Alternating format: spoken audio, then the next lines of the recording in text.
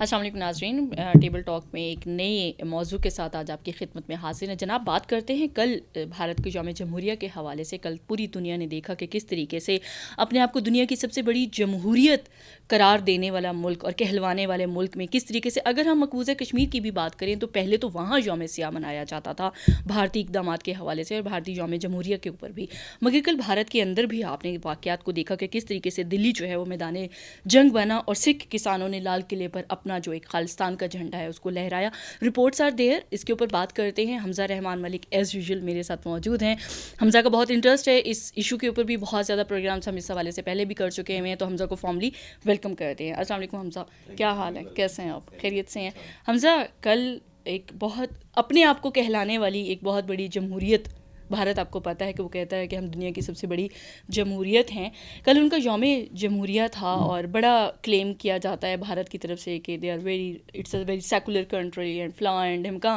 But Sikh کسانوں کا جو قصہ ہے وہ آج کا نہیں ہے اور راتوں رات ہی یہ واقعہ نہیں ہو گیا، لیکن کل جو ہوا اس نے بھارت کے منہ پر کتنا بڑا تمانچہ اس سے لگا ہے اپنے آپ کو جمہوریت، دنیا کی سب سے بڑی جمہوریت قرار دینے والے ملک کے لیے. دیکھیں، یہ تمانچہ پہلا تو ہے نہیں ہے.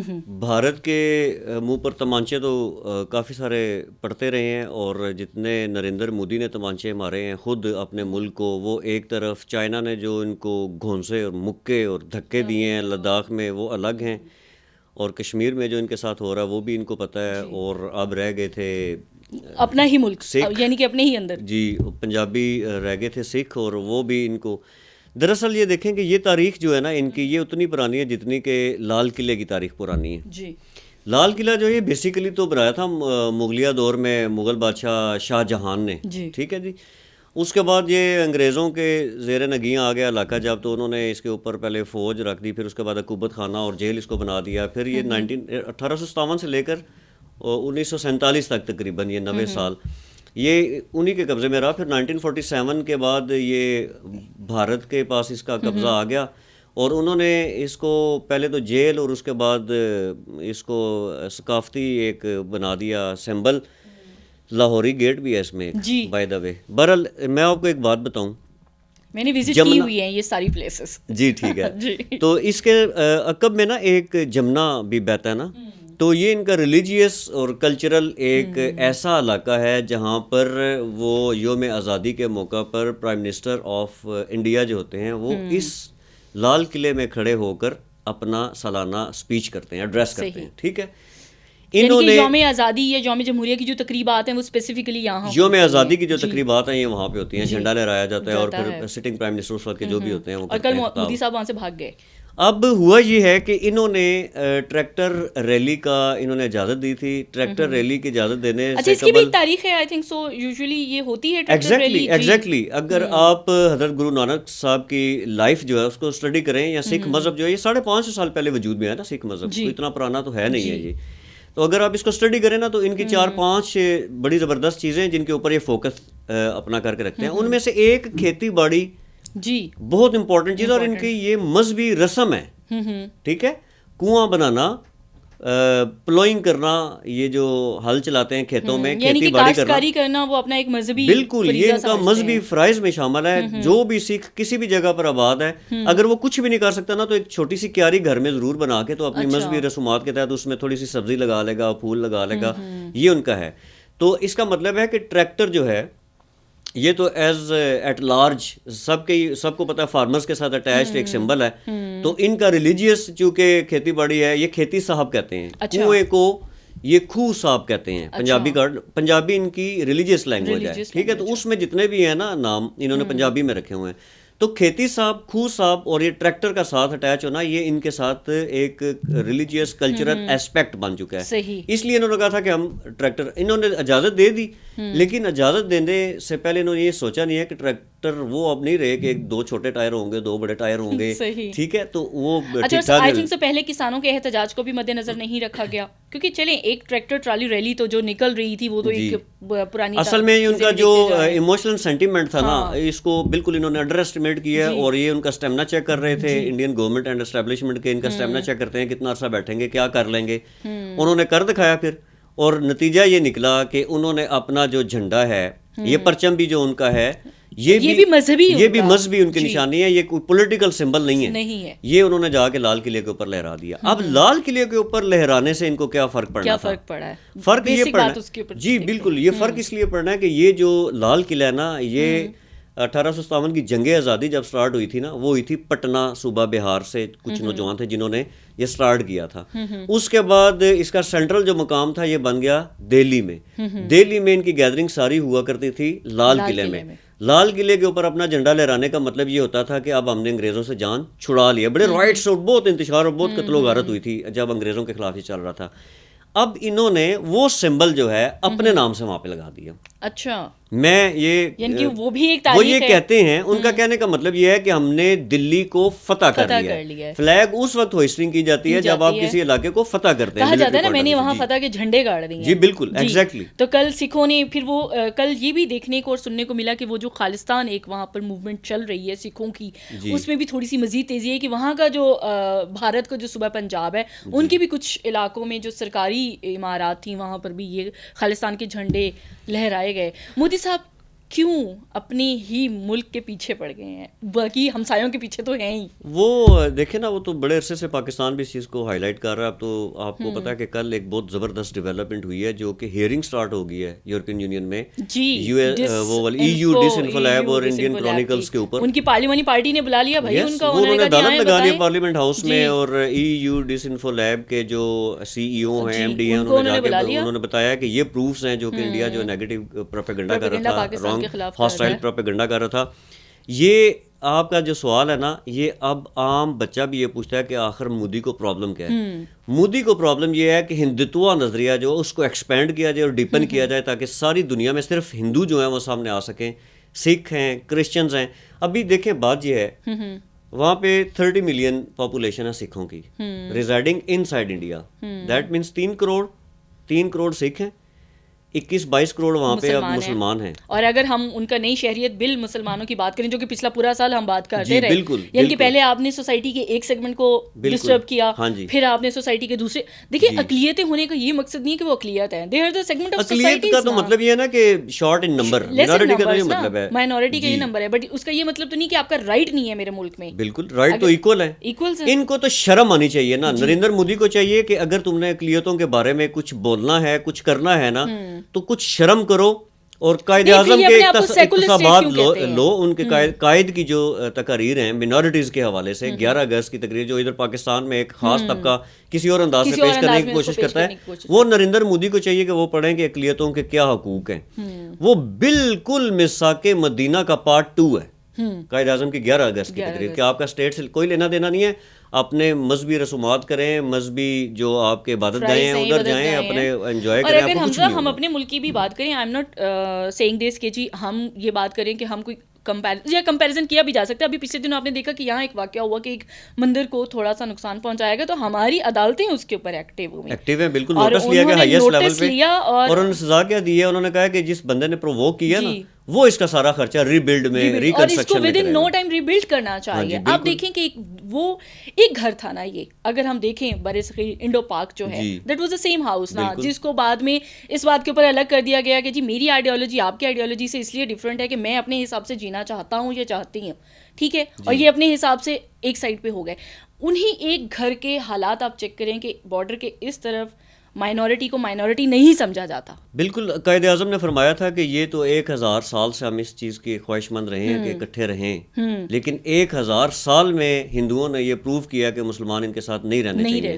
تو ورنہ تو قائد جو ہے انہوں نے تو پہلے جوائنٹ انڈیا کے لیے, یونائٹڈ انڈیا کے لیے ایفرٹ کی تھی, کانگریس کو جوائن کیا تھا, کانگریس کی بےایمانیاں دیکھ کے اور ان کا دل بہت. اچھا یہاں پہ ایک اور بڑی مزیدار بات یہ ہے کہ پنڈت جواہر لال نہرو یہ جو تھے, انہوں نے یہ کہا تھا, بڑی تکلیفیں دی انہوں نے قائد اعظم کو. قائد اعظم مسلم لیگ کی طرف سے جاتے تھے نا جب, تو کانگریس کی طرف سے مولانا ابوالکلام آزاد کو اور مسلمانوں کو بھیج دیتے تھے کہ وہ یہ کہیں کہ ہم مسلمانوں کے نمائندے ہیں, کانگریس میں بھی اور اوور آل بھی.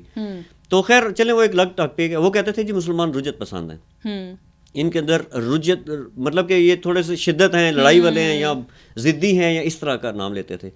قائد نے کہا تھا کہ یہ اصل میں ثابت یہ کرنا چاہتے ہیں کہ جو مسلمان کانگریس میں ہیں وہ سیکولر مائنڈ کے ہیں, اور ہمیں یہ کہتے ہیں کہ یہ پیور مطلب کہ بنیادی طور پہ مسلمان ہیں، تو یہ تو ہمارے حق میں ویسی دلیل آ گئی کہ ایکچوئل مسلمان تو ہم ہیں اور ہم ہی مسلمانوں کے لیڈر ہیں. اور اب مجھے یہ بتائیں کہ 1000 سالہ تاریخ میں ہم اکٹھا نہیں رہ سکے. آج تک ماتم کرتا ہے انڈیا کہ جی اپنے ملک کو توڑ کے مسلمانوں نے اپنا الگ ملک بنا لیا، آج تک یہ ماتم کرتا ہے. اب اس بات کو پروف کریں نا کہ پاکستان بننا غلط تھا یا یونائٹڈ انڈیا ٹھیک تھا، کیا تھا، یہ پروف کریں نا.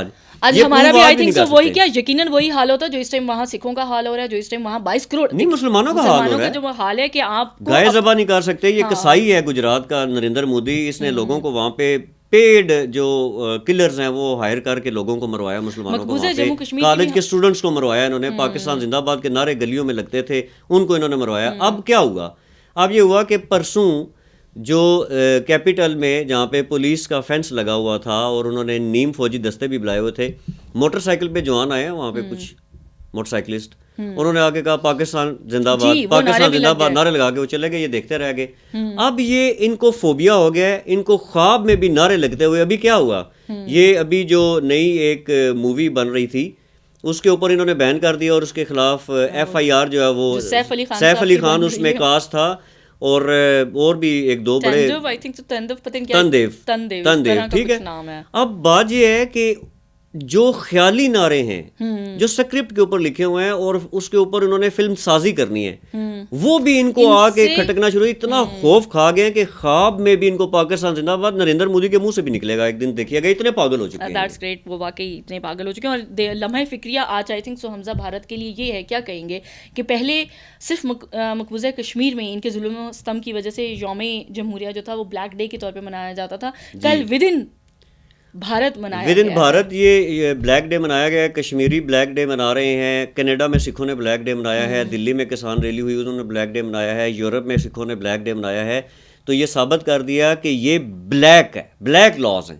وہ کسی قیمت پہ یہاں سے BBC نے اس چیز کو رپورٹ کیا ہے کہ انہوں نے انڈر اسٹیمیٹ کیا تھا، ان کو پتہ نہیں تھا ان کا ایموشنل سینٹیمنٹ کیا ہے. اور اب وہ یہ کہتے ہیں کہ جب تک یہ ریفارمز 100% ریورس نہیں ہوتے واپس ہم یہاں سے نہیں اٹھیں گے. ٹھیک ہے. اب کل ایک ڈیتھ بھی کیجولیٹی ہوئی ہے وہاں پہ، ٹھیک ہے، ایک سکھ جو پنجابی اس کو انہوں نے مار دیا ہے. اور یہ وہ چیز ہے جو کہ باہر آ گئی، ابھی پتہ نہیں کتنے اندر یہ معاملات ہوئے ہوں گے. اچھا کیوں ایسا ہوتا ہے نا کہ اگر کچھ فیصلے ہمارے لیے ٹھیک نہیں ہیں تو ہم انہیں ریورس کر سکتے ہوتے ہیں، ہمارے ہاتھ میں ہے. آئی تھنک سو پورے بھارت کو یہ چاہیے کہ وہ اپنی اس پالیسی پہ، ہندوتا پالیسی کے اوپر نظر ثانی کی جانی چاہیے. وہ پتہ کیا، میں تو کہتا ہوں ششی تھرور کہاں ہیں، وہ سامنے آئے. پھر اس کے بعد مانی شنکر ایار کدھر ہیں، ان کو سامنے آنا چاہیے. یہ وہ لوگ ہیں جو ایک اچھی سیاست کرنے والے لوگ ہیں اور اچھے سیاستدان رہے ہیں جن کے میں نام لے رہا ہوں. ان لوگوں سے ملیں، آپ بھی گئی تھی انڈیا، آپ ان کو سامنے آنا چاہیے. کانگریس کو اپنا اچھا جو ہے رول پلے کرنا چاہیے، اس سے جان چھڑائیں.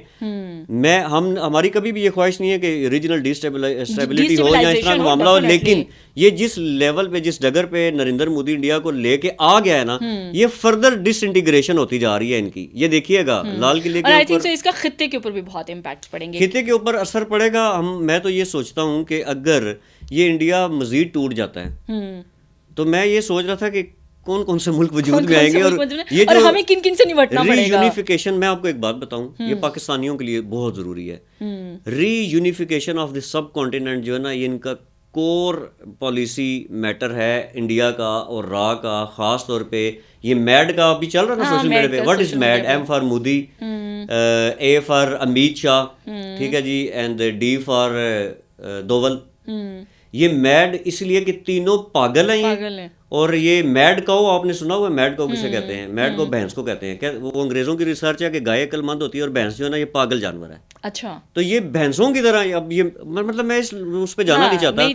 انسانوں کو انسان نہیں سمجھتے. پیج بلاک ہو گیا تھا فیس بک کا، یہ نہ ہو کہ ہو جائے بلاک. لیکن یہ ہے کہ انڈینز کو یہ بتانا ضروری ہے. جو میں آپ کو بتاؤں، جو انڈینز اوورسیز ہیں، باہر بیٹھے ہوئے ہیں، کس کو آپ رونا روئیں گے؟ گوسوامی کا رونا روئیں گے آپ، EU ڈس انفو لیب کا رونا روئیں گے، کشمیر کا رونا روئیں گے، لداخ کا رونا روئیں گے، یا یہ لداخ میں کھائی جانے والی مار کا رونا. ہاں جی، وہ مزید چائنا کی فوج نے اور علاقے جو اور علاقے میں، وہ میں پچھلے دنوں پڑھ رہی تھی کہ وہ اب جی چہل قدمیاں بھی وہاں کرتے ہیں اور کئی دیہات بھی ان کے کنٹرول. اور وہ تھوڑی سی ہنسی بھی آتی ہے. یہ ریسلنگ والی جنگ ہو رہی ہے لداخ میں، یہ آگے کہتے ہیں please go back, please go back, اور آپس میں گتھم گتھا ہوتے ہیں. چائنیز جو مکے مارنا شروع کر دیتے ہیں ان کو, یہ ملتے بھی ہیں اپنے آپ کو کہ چلے ٹھیک ہے, لیکن پلیز پلیز کٹ بھی کھاتے ہیں, پیچھے بھی ہٹتے جاتے ہیں. اور آئی تھنک سو ڈائلاگس جتنے بھی ہوتے رہے وہ ابھی تک, جو ریسنٹلی میں نے کچھ خبریں پڑھی تو اس میں بھی ڈائلاگس ان کے کامیاب لداخ کے ایشو کے اوپر نہیں ہوئے بھارت کے اور چائنا کا. Definitely every state has its own. اصل میں پرابلم یہ ہے کہ انریسٹ یہ اپنے گھر میں آگ لگا رہا ہے. نریندر مودی ان کو شکست کافی ساری ہو چکی ہے. یہ ہندوتوا نظریے کے تحت الیکشن جیتے ہیں, ان کا سروائیول ہی ہندوتوا نظریہ ہے.